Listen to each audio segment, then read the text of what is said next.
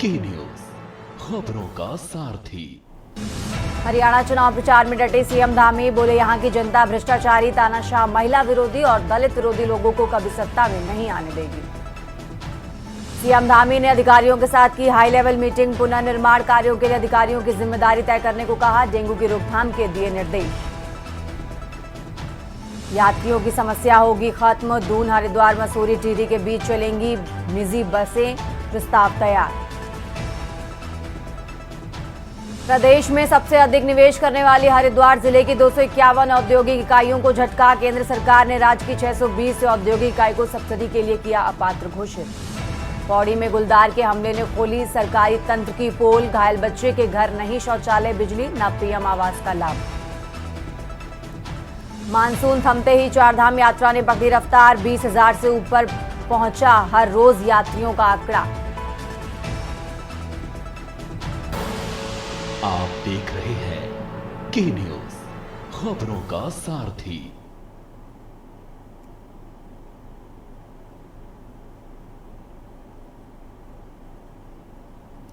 नमस्कार, आप देख रहे हैं के न्यूज इंडिया। मैं हूं आपके साथ तन्वी सक्सेना और सीधा आपको लिए चलते हैं जहां आज राजघाट पर कांग्रेस नेता राहुल गांधी महात्मा गांधी को नमन करते हुए तस्वीरें आपको टीवी स्क्रीन पर दिखा रहे हैं।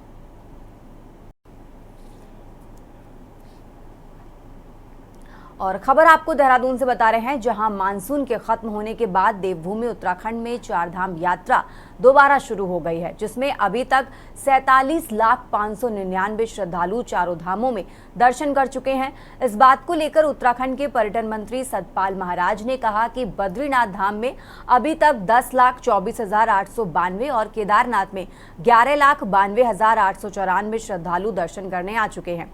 साथ ही उन्होंने कहा कि गंगोत्री धाम में अभी 7,172 और यमुनोत्री धाम में अब तक 6,12,161 श्रद्धालु पहुंचे हैं, जिसके साथ यात्रियों से आग्रह है कि डॉक्टर से परामर्श करके ही चार धाम की यात्रा करें।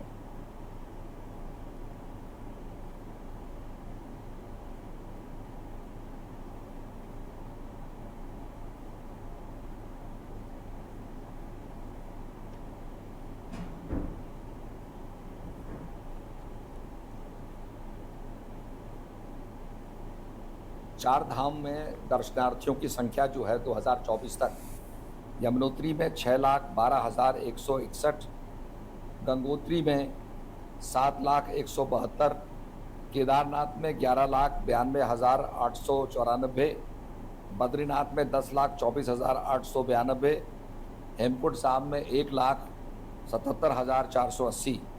चार धाम में ये कुल यात्रियों की संख्या जो है 47,599 की संख्या हमारे पास है। और हम ये आग्रह करेंगे कि डॉक्टरों से परामर्श करने के बाद अपना जो हेल्थ है वो निश्चित रूप में ठीक होनी चाहिए। तो हेल्थ का रिकॉर्ड प्राप्त करने के बाद और डॉक्टर से परामर्श करने के बाद हमारी चारधाम यात्रा में आए। बहुत बहुत रुक करते हैं अगली खबर का। खटीमा कोतवाली में निर्माणाधीन भवन की मानकों की अनदेखी को लेकर मीडिया द्वारा खबरें चलाए जाने पर देहरादून से पेयजल निगम के अपर अभियंता जियांग पांडे और उनकी टीम निर्माणाधीन भवन की जांच के लिए पहुंची, जहां उन्होंने निर्माणाधीन भवन का निरीक्षण किया। इस अवसर पर जियांग पांडे अपर अभियंता का कहना था कि निर्माणाधीन भवन का डायर ठीक है, थोड़ा सा पानी का लेवल होने के कारण जो सीमेंट में मिक्सर मिलाकर नियम फॉलो कराया जाएगा। यदि ये पानी में काम करते हैं तो मिक्सर मिलाया जाएगा और अधिकारी के सामने ही काम होगा। सरिया बिछाने के बाद 1 या 2 दिन बाद कास्टिंग होती है, जिस पर सरकारी कर्मचारी यहां पर मौजूद होगा। उनका कहना था कि लगभग 3 करोड़ का प्रोजेक्ट है, बिल्डिंग की 2 यूनिट बन रही है, टोटल 12 आवास बन रहे हैं। ठेकेदारों को निर्देश है कि जब तक काम चलता है या तो वो खुद यहाँ पर खड़े हों या टेक्निकल कर्मचारी खड़ा करें, जिससे कोई शिकायत का मौका ना मिले। और उनका 25 से ऊपर की स्ट्रेंथ चाहिए, 25 से ऊपर स्ट्रेंथ नहीं मिलने पर स्ट्रक्चर को तोड़ दिया जाएगा।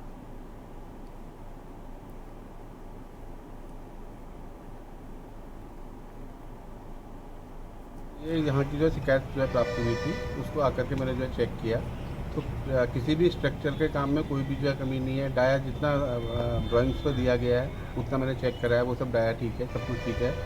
थोड़ा सा पानी का जो प्रॉब्लम है, क्योंकि यहाँ का ग्राउंड वाटर लेवल ऊपर है, तो ये आगे फर्दर जो भी कंस्ट्रक्शन करेंगे उसमें मिक्सचर जो आपके सीमेंट में मिलते हैं, जैसे रैपिड हार्डनिंग, क्विक सेटिंग, वो थोड़ा सा मिला के उसको जो है फॉलो करेंगे। अदरवाइज स्ट्रेंथ हमको 25 की चाहिए थी, स्ट्रेंथ हमको 28 की मिल रही है। तो काम में कमी नहीं है। इनको इंस्ट्रक्शंस केवल ये हैं कि आगे पानी में जहाँ पर भी ये काम करेंगे तो उसमें एडमिक्सचर मिलाएंगे सीमेंट के, और उसके बाद मेरे किसी आदमी के सामने ही कास्टिंग होगी। खबरों में आगे बढ़ते हैं। कैंसर के प्रति जागरूकता करने के उद्देश्य से आशा फाउंडेशन कैंसर के प्रति लोगों को जागरूकता के उद्देश्य से 6 अक्टूबर को नैनीताल नगर में पिंक रैली का आयोजन होने जा रहा है, जिसमें विशेषज्ञों द्वारा कैंसर से बचाव उपाय व रोकथाम की महत्वपूर्ण जानकारी प्रदान की जाएगी। कैंसर से जागरूकता को लेकर नैनीताल के डीएसए मैदान से 6 अक्टूबर को सुबह 8 बजे पिंक रैली निकाली जाएगी। रैली में नगर के विभिन्न विद्यालयों के छात्र छात्राएं सहित नगर के गणमान्य नागरिक भी मौजूद रहेंगे, जो कैंसर के प्रति जागरूकता का संदेश देंगे। आशा शर्मा ने बताया कि पिंक रैली का मुख्य उद्देश्य कैंसर जैसी जानलेवा बीमारी के प्रति जागरूक करना है। भारत में बड़ी संख्या में कैंसर से मौतें होती हैं। इस रोग के प्रति अज्ञानता भी एक बड़ा कारण है। उन्होंने बताया कि उनके द्वारा ग्रामीण क्षेत्रों में पहुंचकर महिलाओं को स्वास्थ्य के प्रति जागरूक किया जा रहा है। उन्होंने लोगों से ज्यादा लोग पिंक मुहिम में शामिल होकर इस जागरूकता अभियान को सफल बनाने का आग्रह किया है, ताकि कैंसर जैसी घातक बीमारी से बचा जा सके। पिछले 5 साल से जो ये मुहिम चला रखी है, लगातार कि घर घर ये मुहिम पहुंचे और कैंसर से लोग अवेयर हों, स्पेसिफिकली ब्रेस्ट कैंसर, जिसके अंदर आप 80% तक आप सिम्टम्स से आप जान सकते हो कि आपको ये है, बशर्ते आप जागरूक हों। तो उसको लेके हमने ये मुहिम चलाई हुई है, जो अक्टूबर में हर साल 5वां ये रैली है हमारी। इस साल भी हमने 6 अक्टूबर रविवार के दिन डीएसए ग्राउंड में पिंक रैली का आयोजन किया है, जहाँ पे एक वार्ता भी रखी जाएगी, जिसके ऊपर डॉक्टर्स भी होंगे, एक्सपर्ट्स भी होंगे, जो अपनी एक ओपिनियन देंगे। किसी को किसी तरीके की जो भी कोई दिक्कत हो पूछ भी सकता है। तो ये मुहिम हमारी चल रही है। मैं चाहूँगी कि गढ़वाल और कुमाऊँ को मिला के मैं 40 गांव कवर कर चुकी हूँ, क्योंकि काम ग्रास रूट पे होना चाहिए, धरातल से। तो मैं उन महिलाओं को जागरूक करना कि वो स्वयं का परीक्षण कैसे करें, उनको बताना, जा जाके वो बता रही हूँ। सर्वाइकल कैंसर साथ में, ब्रेस्ट तो है ही है, बच्चेदानी के मुंह का कैंसर भी बहुत खतरनाक है। उन दोनों के लिए उनको जागरूक करते हुए रीयूजेबल पैड्स पे भी काम करने लग रही हूँ। रुक करते हैं अगली खबर का। देहरादून जिले के वरिष्ठ पुलिस अधीक्षक अजय सिंह ने रानी पोखरी पुलिस थाने पहुंचे और थाने का निरीक्षण कर पुलिस व्यवस्था को परखा। इस अवसर पर एसएसपी ने थाने के मालखाने, शास्त्रागार, कैंपस, मैथ्स और क्राइम रिपोर्ट और थाने के रजिस्टर को चेक किया। पुलिस कर्मियों को सम्मानित करने के साथ ही उनके साथ मैस में बैठकर खाना खाया और सभी पुलिस कर्मियों को अच्छा काम करने के लिए प्रोत्साहित किया। क्षेत्र में अपराध पर सख्ती और नशे के खिलाफ लगातार अभियान चलाकर कार्रवाई के निर्देश दिए। निरीक्षण के दौरान ऋषिकेश क्षेत्राधिकारी रानी पोखरी के थानाध्यक्ष विक्रेंद्र चौधरी सहित तमाम अधिकारी मौजूद रहे।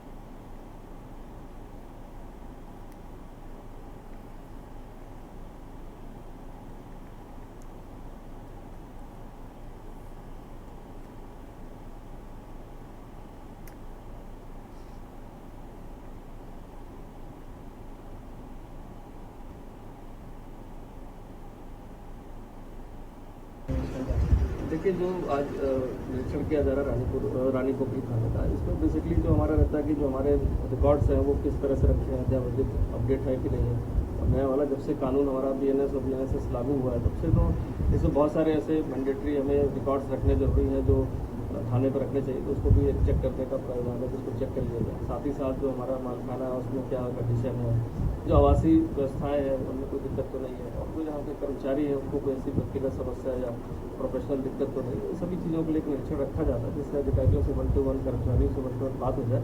और चूँकि अभी एक निरीक्षण अभी चलेगा, इसमें सभी दस्तावेजों को चेक किया जाएगा, रजिस्टर्स को चेक किया जाएगा, माल को चेक किया जाएगा, और जो भी यहाँ पर हमारे पास सरकारी असले हो चाहिए, क्या उनकी कोई कमी तो नहीं है, क्या आवश्यकता है, ये सब चीज़ों को लेकर ये निरीक्षण आगे रखा जाएगा। लेकिन जैसे आपके अब खबर आपको रामनगर से बता रहे हैं, जहां देर रात पहले दिन स्थानीय कलाकारों द्वारा रंगमंच पर नारद मोह की लीला का सुंदर मंचन किया गया। रामलीला का शुभारंभ परूमदारा पुलिस चौकी इंचार्ज सुनील धानिक ने करते हुए रामलीला कमेटी के कार्यों की प्रशंसा करते हुए अराजक तत्वों के खिलाफ कार्रवाई एवं महिला सुरक्षा को लेकर हर संभव सहयोग करने का भरोसा दिया। आपको बता दें कि श्री रामलीला अभियान कमेटी पायते वाली रामलीला कोसी रोड के तत्वाधान में इस वर्ष की रामलीला का मंचन स्थानीय कलाकारों द्वारा महानिर्देशक राजीव अग्रवाल, मोनू एवं निर्देशक शिवी अग्रवाल के निर्देशन में किया जा रहा है। सोमवार की रात कलाकारों द्वारा की गई नारद मोह की लीला की मौजूद दर्शकों ने जमकर प्रशंसा करते हुए कलाकारों का उत्साह बढ़ाया।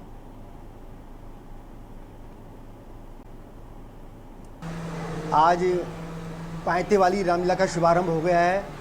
श्री राम भगवान की बड़ी अनुकंपा है हम सभी धर्मप्रेमी जनता पर, रामनगर की जनता पर। और 12 अक्टूबर का दशहरा है और माननीय न्यायालय हाई कोर्ट के अनुमति से हमें जो है अनुमति मिल गई है। वहाँ पुतला दहन की एम.बी.टेक कॉलेज ग्राउंड में अनुमति मिल गई है और दशहरे का पर्व रामनगर की सभी धर्मप्रेमी जनता वहीं एम.पी. इंटर कॉलेज के ग्राउंड में बड़े धूमधाम के साथ मनाएगी। बड़े और राम जी की बहुत बड़ी कृपा है हम सभी रामनगर की धर्मप्रेमी जनता पर। धन्यवाद।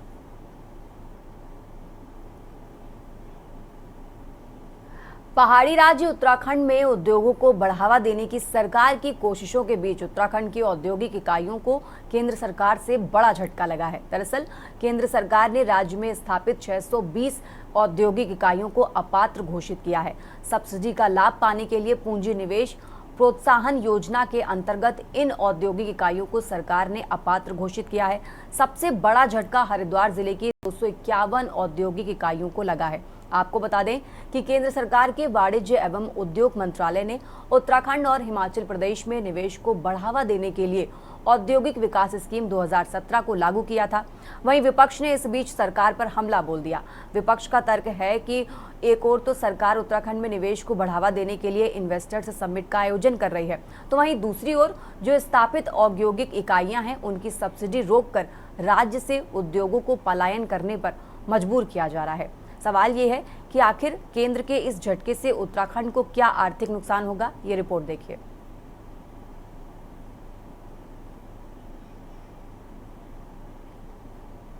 उत्तराखंड की 620 औद्योगिक इकाइयों को केंद्र सरकार से बड़ा झटका लगा है। दरअसल केंद्र ने राज्य में स्थापित 620 औद्योगिक इकाइयों को सब्सिडी का लाभ पाने के लिए अपात्र घोषित किया है। केंद्र सरकार ने इसके पीछे रजिस्ट्रेशन और अन्य तकनीकी कारणों को वजह बताया है। सब्सिडी का लाभ न मिलने से इन औद्योगिक इकाइयों के सामने बड़ा संकट खड़ा हो गया है। इंडस्ट्री एसोसिएशन ने पदाधिकारी ने केंद्र सरकार से इस समस्या का समाधान निकलवाने की मांग की है। आपको बता दें कि केंद्र सरकार के वाणिज्य एवं उद्योग मंत्रालय ने उत्तराखंड और हिमाचल प्रदेश में निवेश को बढ़ावा देने के लिए औद्योगिक विकास स्कीम 2017 को लागू किया था। इसमें बड़ी संख्या में दोनों राज्यों में नई औद्योगिक इकाइयां स्थापित भी हुई थी। काफी संख्या में उद्यमियों ने अपनी औद्योगिक इकाइयों का विस्तार भी किया। स्कीम के तहत केंद्र सरकार ने 714 इकाइयों को सब्सिडी का लाभ भी दिया गया, लेकिन इस बीच विभिन्न तकनीकी कारणों से 620 औद्योगिक इकाइयों को अपात्र घोषित करने के बाद उद्यमियों को बड़ा झटका लगा है। वहीं विपक्ष ने इस बीच सरकार पर हमला बोल दिया है। वहीं सत्ता पक्ष हर संभव मदद का भरोसा दे रहा है। देखिए, इसमें कोई संशय नहीं है कि उत्तराखंड में औद्योगिकीकरण के लिए जब राज्य बना था, देश के प्रधानमंत्री आदरणीय अटल बिहारी वाजपेयी जी थे। उन्होंने ही उत्तराखंड को विशेष राज्य का दर्जा दिया था और विशेष राज्य का दर्जा देने के कारण यहाँ उद्योग बहुत बड़ी मात्रा में स्थापित भी हुए, फलीभूत भी हुए। उन्होंने अपना कारोबार भी बढ़ाया है और उसके बाद भी जब जब हमारी केंद्र में सरकार रही है तो औद्योगिक इकाइयों को पूरी सुविधाएं मिले, उनको पूरी तरह से काम करने का वातावरण मुहैया हो सके। योजना है ये 2017 में पूंजी निवेश प्रोत्साहन योजना के रूप में लाई गई थी, जिसमें कि जो उद्योग लगते हैं उन्हें प्रोत्साहन राशि या उन्हें सब्सिडी दी जाती है। लेकिन इस बार एक झटके से 714 इकाइयों को कह दिया गया है कि इनके रजिस्ट्रेशन नहीं हुई है और उसमें उत्तराखंड की 350 से ज्यादा यूनिट्स हैं। और आप देखिए कि 620 यूनिट्स को कह दिया गया है कि वो अपात्र हैं। ये पत्र लिखा है वाणिज्य एवं ऊर्जा मंत्रालय ने उत्तराखंड सरकार को और कहा है कि आपके जो उद्योग लगे हैं वो अपात्र हैं सब्सिडी के लिए। अब खासा आक्रोश इन उद्योगों में है और इसमें अगर मैं बताऊं आपको तो सबसे ज्यादा नुकसान हरिद्वार जिले को हुआ है, जहां 251 यूनिट्स को अब सब्सिडी नहीं मिलेगी। यूएस नगर को 134 यूनिट्स को नहीं मिलेगी। उसके अलावा देहरादून की 95 यूनिट्स को नहीं मिलेगी और ऐसे ही हर जिला है, किसी जिले में 5 तो किसी में 10, किसी में 15। लेकिन खासे प्रभावित जो हो रहे हैं वो है हरिद्वार, जिसमें 251, यूएस नगर 134 और 95 देहरादून की औद्योगिक इकाइयां हैं जिन्हें सब्सिडी से वंचित रखा जाएगा। आपको बता दें कि केंद्र और राज्य सरकार प्रदेश में उद्योगों को स्थापित करने के लिए हर संभव प्रयास कर रही है। उत्तराखंड में अधिक से अधिक निवेश आए, इसके लिए प्रदेश में 2 बार बड़ी इन्वेस्टर्स समिट भी आयोजित की गई। इसमें कई लाख करोड़ के एमओयू भी साइन हुए। सरकार को उम्मीद है कि इस तरह की समिट से राज्य में औद्योगिक इकाइयां बढ़ेंगी तो राज्य के बेरोजगारों को रोजगार मिलेगा, प्रदेश से पलायन कम होगा। लेकिन अब 620 औद्योगिक इकाइयों की सब्सिडी रुकने से इन औद्योगिक इकाइयों के भविष्य पर खतरा मंडरा रहा है। वहीं विपक्ष इस पर सवाल भी खड़े कर रहा है कि केंद्र सरकार हो या राज्य सरकार हो, औद्योगिकरण को बढ़ावा देने के लिए तो हमेशा काम करती आई है और मुझे लगता है कि आने वाले समय में भी बहुत बेहतर इसमें काम होंगे। पर कांग्रेस को हर मुद्दे पर अपनी राजनीति करनी होती है, हर तरह से नकारात्मकता लेकर वो अपनी मानसिकता का परिचय देते हैं। तो मुझे लगता है कि सब्सिडी के कारण अगर किसी प्रकार से कोई मानक ऐसे रहे होंगे जिनके कारण वो फुलफिल नहीं कर पाए होंगे तो इसलिए उनकी सब्सिडी रुकी होगी। पर सरकार हमेशा आगे बढ़ाने का काम करती है, उद्योगों को आगे लाने का काम करती है और किसी भी वर्ग को कहीं तक भी कोई परेशानी ना हो इसको लेकर के समय समय पर मंथन और विचार करती है। और मुझे लगता है कि आने वाले समय में भी जो चाहे राज्य का हो चाहे केंद्र का हो, औद्योगिकरण को बढ़ावा मिलेगा। अगर सब्सिडी में कहीं ना कहीं कोई कमी पाई जाती है, शायद मुझे लगता है कि इसीलिए वो रुकने का काम होती है। अगर उनके मानक के अनुरूप अगर कोई उद्योग लगने का काम होगा और वो नहीं मानक पूरे कर पा रहे होंगे तो तभी वो सब्सिडी रुकी होगी। लेकिन कांग्रेस को हर मुद्दे पर जो है नेगेटिविटी बोलनी है। उत्तराखंड के अंदर माननीय मुख्यमंत्री धामी जी ने बहुत बड़ा इन्वेस्टर समिट देहरादून के अंदर किया। उसमें सारे इंडस्ट्रीज उन्होंने देहरादून में आमंत्रित किए और उनकी आवभगत में करोड़ों रुपए उन्होंने खर्च कर दिया। लेकिन उसका नतीजा क्या निकला? कांग्रेस पूछती रही बार बार कि माननीय मुख्यमंत्री जी करोड़ों रुपए उनकी आवभगत में तो खर्च कर दिए हैं, लेकिन ये बताइए प्रदेश के अंदर कितना उद्योग मिला, कितने बेरोजगार युवकों को रोजगार मिला, कितना पलायन प्रदेश के अंदर रुका? लेकिन इन सवालों का जवाब माननीय मुख्यमंत्री जी नहीं दे पा रहे। और जहां तक सब्सिडी की बात है, प्रदेश के अंदर उद्योग लगे नहीं तो सब्सिडी कहां से मिलेगी? नई सरकार बनी थी पहली, माननीय नारायण दत्त तिवारी जी सरकार के मुख्यमंत्री थे, उनके समय पे जो उद्योगपतियों को सब्सिडी दी गई थी और बड़े बड़े उद्योग घराने प्रदेश के अंदर आए, चाहे उसमें टाटा है, बजाज है, किरवी है, हिंदुस्तान है, उसमें 70% यहाँ के बेरोजगार युवकों को रोजगार देने की बात कही थी। देखिए, निश्चित रूप से अगर जो हमारे लोग इस प्रदेश के भीतर रह रहे हैं, पहाड़ों से लेकर मैदानों तक कहीं भी रह रहे हैं और उनका जो रोजगार चल रहा है कहीं ना कहीं उसमें अगर रुकावट आती है या इस चीज से कहीं ना कहीं उस पर बजट के द्वारा रोक लग जाती है तो निश्चित तौर पर आज का युवा या आज का नागरिक जहां पर उसका रोजगार नहीं हो पा रहा है, रोजगार की व्यवस्था नहीं हो पा रही है तो पलायन तो होगा। और आपने तो ये जो संख्या कही है बहुत बड़ी संख्या है और वही संख्या केवल उन लोगों की होगी जो उस रोजगार को सृजित करेंगे, पर उस रोजगार में सैकड़ों हजारों और कितने लोग उसमें लगेंगे तो उनके भी वो पलायन की बात है।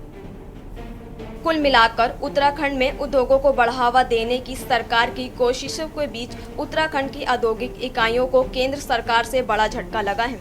ऐसे में देखना होगा कि सब्सिडी बंद होने के बाद इन तमाम औद्योगिक इकाइयों का क्या भविष्य होगा। क्या केंद्र सरकार इन औद्योगिक इकाइयों की सब्सिडी जारी करेगी या नहीं? Uttarakhand desk report.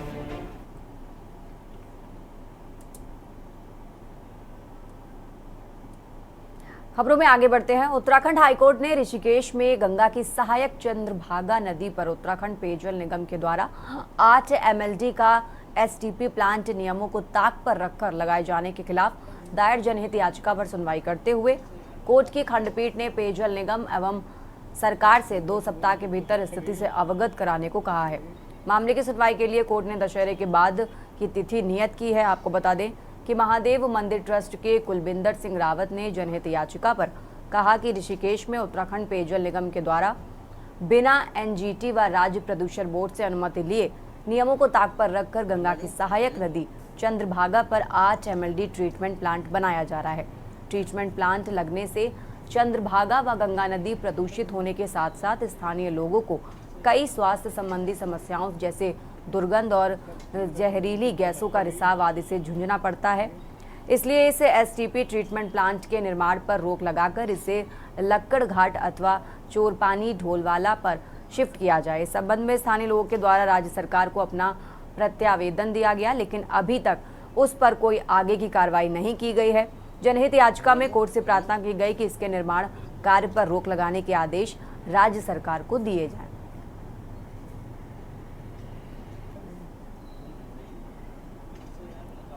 ने कहा है कि ये पेयजल निगम द्वारा क्योंकि बनाई जा रही है, तो पेयजल निगम को ही उन्होंने जो हमने ऑब्जेक्शंस किए उनको डिसाइड करके बनाने के लिए कहा है कि सरकारी आदेश के अकॉर्डिंग होना चाहिए कार्य। इतने गवर्नमेंट कह रहे हैं, गवर्नमेंट ने पेयजल निगम को ही सीधे डायरेक्ट कर दिया है कि वो इसको निर्धारित करें हमारे ऑब्जेक्शंस को और तब बनाया।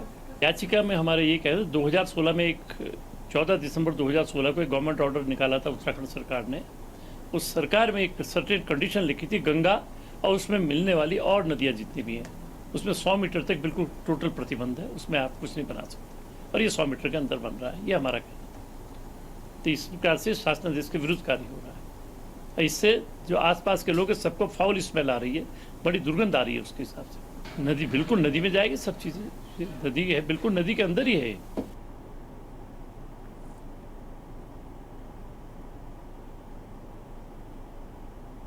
2 अक्टूबर यानी आज लाल बहादुर शास्त्री व गांधी जयंती के अवकाश के साथ ही ड्राई डे के तहत सभी शराब की दुकानों को बंद रखा गया है। इसको लेकर जिला आबकारी अधिकारी कैलेश चंद्र बिंजौला ने कहा कि सभी शराब की दुकानों को बंद रखने का आदेश जारी कर दिया गया है।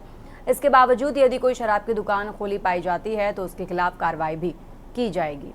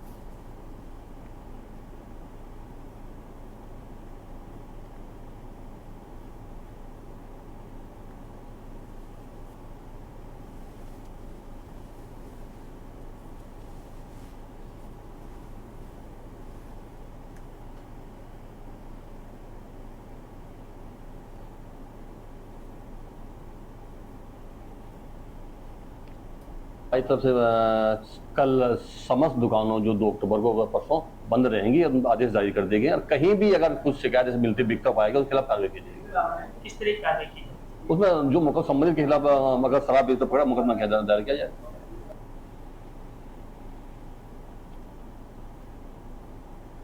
और अब खबर हल्द्वानी से है, जहां गौला नदी में वैकल्पिक मार्ग हल्के वाहनों के लिए खोल दिया गया है। इसके अलावा गौला पुल में पैदल आवागमन के लिए भी प्रशासन ने रास्ता शुरू कर दिया है। उप जिलाधिकारी परितोष वर्मा ने बताया कि गौलापार और चोर गलिया के लोगों को वैकल्पिक मार्ग से काफी राहत मिलेगी और जल्द बड़े वाहनों के लिए भी इसे खोल दिया जाएगा।